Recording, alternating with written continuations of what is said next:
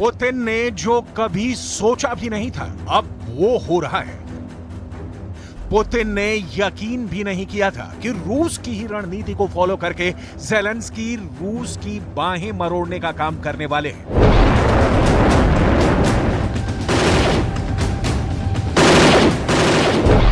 लेकिन ऐसा ही हुआ है क्राइमिया के अंदर। यह तो गनीमत रही कि रूस का एयर डिफेंस सिस्टम एक्टिव हो गया और जंग के मैदान में बहुत बड़ा खेल हो गया। यूक्रेन के इस हमले के दौरान ज़ेलेंस्की की एक मिसाइल की काफी चर्चा शुरू हो गई है। यूक्रेन की यह मिसाइल इतनी खतरनाक है कि दुनिया इसे मॉन्स्टर मिसाइल का नाम दे रही है। मॉन्स्टर मिसाइल या दैत्य मिसाइल।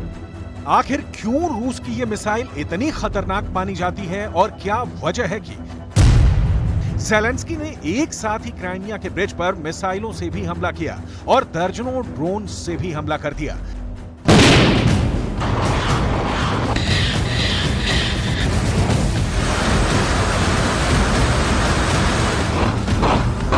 लेकिन फिर क्या हुआ? क्या रूस का एयर डिफेंस ये हमला नहीं झेल सका?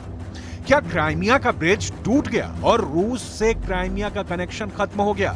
इन सवालों का जवाब हम आपको देने वाले हैं, लेकिन सबसे पहले यह जानना जरूरी है कि आखिर क्राइमिया ब्रिज का सामरिक महत्व क्या है, जिस पर ज़ेलेंस्की के अटैक अब बेहद आम हो चुके हैं। क्राइमिया 2014 से पहले यूक्रेन का ही हिस्सा था। 2014 में पुतिन ने क्राइमिया पर हमला कर दिया। पुतिन ने क्राइमिया को जीतकर यूक्रेन से अलग कर दिया। क्राइमिया को रूस की मुख्य भूमि से जोड़ना पुतिन का टारगेट है और इसके लिए पुतिन को खेरसोन का पूरा इलाका चाहिए। खेरसोन भी पहले मूल रूप से यूक्रेन का ही इलाका है, लेकिन अब खेरसोन के एक हिस्से पर यूक्रेन का कब्जा है और खेरसोन के दूसरे हिस्से पर रूस का कब्जा है। लेकिन जब तक पूरे खेरसोन पर पुतिन का कब्जा नहीं हो जाता, तब तक क्राइमिया और रूस की मुख्य भूमि को जोड़ने का एक ही तरीका है, समंदर पर बने हुए ब्रिज। ऐसे में 3 मुख्य ब्रिज हैं, एंटोनेव्स्की, क्राइमिया ब्रिज और चोनहार ब्रिज।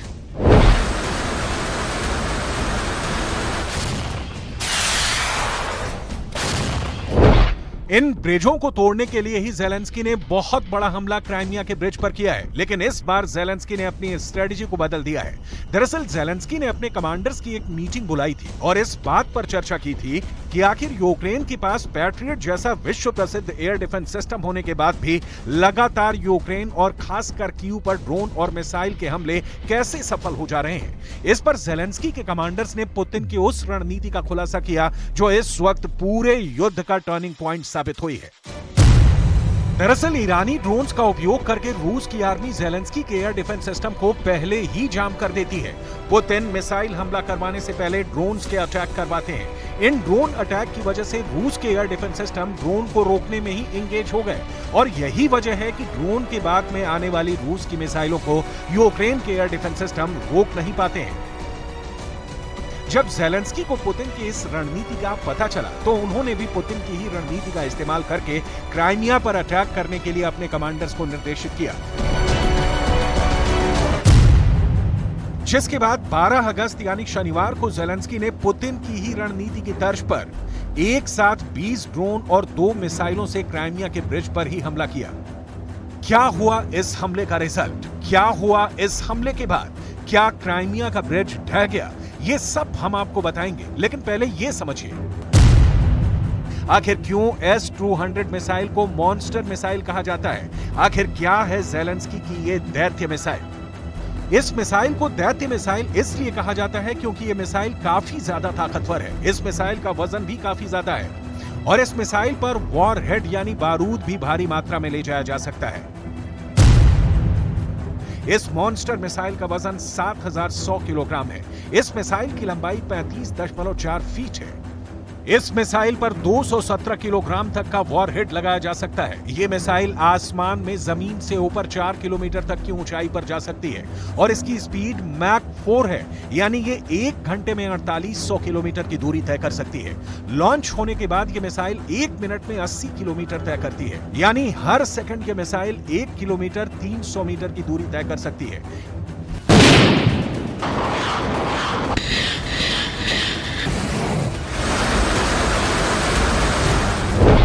S-200 सोवियत संघ के जमाने की मिसाइल है, यानी जब अखंड रूस था और यूक्रेन और रूस एक साथ थे, उस वक्त सोवियत संघ ने इस मिसाइल सिस्टम का निर्माण किया था। लेकिन बाद में रूस के टुकड़े होने के बाद ये मिसाइल भी यूक्रेन की सरकार के हिस्से में आई थी। 1985 में लीबिया में एक युद्ध हुआ था। उस वक्त सोवियत संघ ने लीबिया को ये मिसाइलें सप्लाई कर दी थी। तब लीबिया की सरकार ने कई यूएस बॉम्बर्स यानी अमेरिका के बम वर्षक विमानों पर इस मिसाइल को फायर कर दिया था। 1983 में सीरिया की सरकार ने भी रूस से ये मॉन्स्टर मिसाइलें आयात की थी। ऐसे दर्जनों देश हैं जो सोवियत यूनियन की इस मिसाइल को इस्तेमाल कर चुके हैं। Bulgaria, Iran, Kazakhstan, North Korea, Poland, Syria, Turkmenistan, Ukraine, Algeria, Azerbaijan, Belarus, Czechoslovakia, चेक Republic, Germany, Hungary, Bharat, Libya, Mongolia, Moldova, Myanmar और उज्बेकिस्तान। इन देशों ने कभी ना कभी इस मॉन्स्टर मिसाइल का उपयोग जरूर किया है और यूक्रेन ने भी यही रणनीति बनाकर 20 ड्रोन्स के साथ एक साथ 2 मॉन्स्टर मिसाइलों के हमले क्राइमिया के ब्रिज पर किए थे। रूस के रक्षा मंत्रालय ने बयान दिया है कि 12 अगस्त को मॉस्को के समय के मुताबिक दोपहर करीब 1 बजे यूक्रेन की सरकार ने S-200 surface to air guided missile से क्राइमिया के पुल पर एक आतंकवादी हमले का प्रयास किया। यूक्रेन की मिसाइल का तुरंत पता लगा लिया गया और रूस के एयर डिफेंस सिस्टम ने इसे हवा में ही रोक दिया। इस घटना में कोई नुकसान या हताहत नहीं हुआ।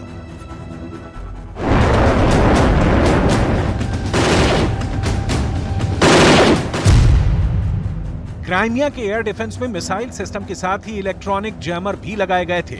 अब जरा पूरा हिसाब किताब समझ लीजिए। यूक्रेन ने 20 ड्रोन से हमले किए, 14 ड्रोन तो रूस की मिसाइलों ने मार गिराए और 6 ड्रोन इलेक्ट्रॉनिक जैमर की मदद से मार गिराए गए।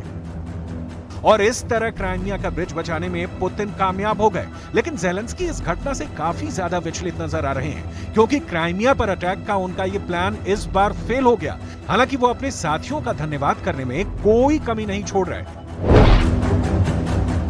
लेकिन सवाल यह है कि आखिर क्यों बार बार ज़ेलेंस्की क्राइमिया के ब्रिज पर ही हमला कर रहे हैं। दरअसल खेरसॉन के जिस हिस्से पर रूस का कब्जा है, वहां पर रूस के सैनिकों का बहुत बड़ा जमावड़ा लगा हुआ है। खेरसॉन पर कब्जा बरकरार रखने के लिए अब तक पुतिन की आर्मी 50 से ज्यादा बार खेरसॉन और उससे सटे इलाके पर हमले कर चुकी है। इस वक्त खेरसॉन के अंदर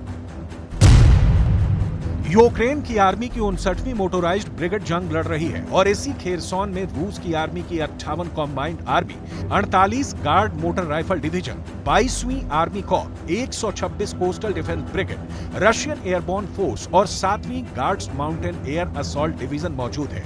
पुतिन ने हजारों की संख्या में रूस के जवानों को खेरसॉन के इलाकों में बिछा दिया है और इन सारे जवानों को हर दिन जिंदा रहने के लिए हजारों टन खाद्य सामग्री, इसके अलावा लड़ने के लिए गोला बारूद की जरूरत होती है। खेरसॉन के इलाकों में हमला करने के लिए पुतिन ने क्राइमिया को मिलिट्री बेस की तरह इस्तेमाल किया है, यानी क्राइमिया में ही लड़ाई का बड़ा गोला बारूद और साजो सामान मौजूद है। इसके अलावा यहीं पर रूस ने बड़े पैमाने पर खाने के भंडार भी रखे हैं। ऐसे में ज़ेलेंस्की का टारगेट बिल्कुल क्लियर है। ज़ेलेंस्की चाहते हैं कि क्राइमिया और यूक्रेन के बीच में मौजूद समंदर में ही रूस को डुबा दिया जाए। इसीलिए वो यूक्रेन के खेरसॉन में रूस के सैनिकों का दाना पानी बंद करने के लिए क्राइमिया और खेरसॉन को जोड़ने वाले ब्रिज को ही तोड़ देना चाहते हैं। कुछ इंटरनेशनल रिपोर्ट्स में दावा किया गया है कि अगर ये ब्रिज टूट जाए तो रूस की सेना को खेरसॉन पहुंचने के लिए 150 किलोमीटर ज्यादा सफर तय करना होगा। और बड़ी बात यह है कि ये 150 किलोमीटर की सड़क एक ग्रामीण सड़क है जो काफी संकरी है। रूस को ज्यादा परेशानी तब हो सकती है जब क्राइमिया को रूस से जोड़ने वाले तीनों मुख्य ब्रिज एक साथ तोड़ दिए जाएं। पुतिन के लिए सबसे बड़ी चिंता की बात यह है कि ज़ेलेंस्की ने यह हमला स्टॉर्म शैडो मिसाइल से किया है, जो ब्रिटेन और फ्रांस ने मिलकर बनाई है। जब से ब्रिटेन की ये मिसाइल यूक्रेन के हथियारों के जखीरे में शामिल हुई है, रूस के लिए हालात खराब हुए हैं। लेकिन इस बार ज़ेलेंस्की की आर्मी ने रणनीति बदलते हुए S-200 मिसाइल से क्राइमिया के ब्रिज पर हमला किया है। तो सवाल ये भी है कि क्या ज़ेलेंस्की की आर्मी के गोदाम में ब्रिटेन से मिला स्टॉर्म शैडो मिसाइलों का जखीरा खत्म हो गया है? और जाहिर सी बात है, जब ज़ेलेंस्की के हथियारों का जखीरा खत्म हो जाएगा तो उनको सबसे पहली चिंता अपने मेडिकल स्टाफ की ही होगी, जो कि घायलों की मदद के लिए ही काफी ज्यादा अहम होता है।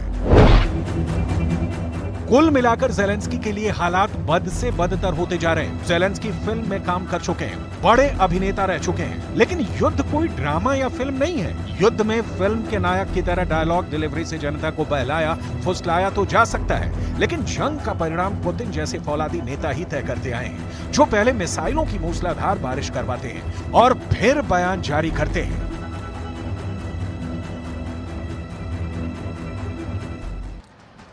युद्ध रणनीति से होते हैं और इस वक्त यूक्रेन की राजधानी कीव में सेना के टॉप कमांडर्स की मीटिंग हो रही है।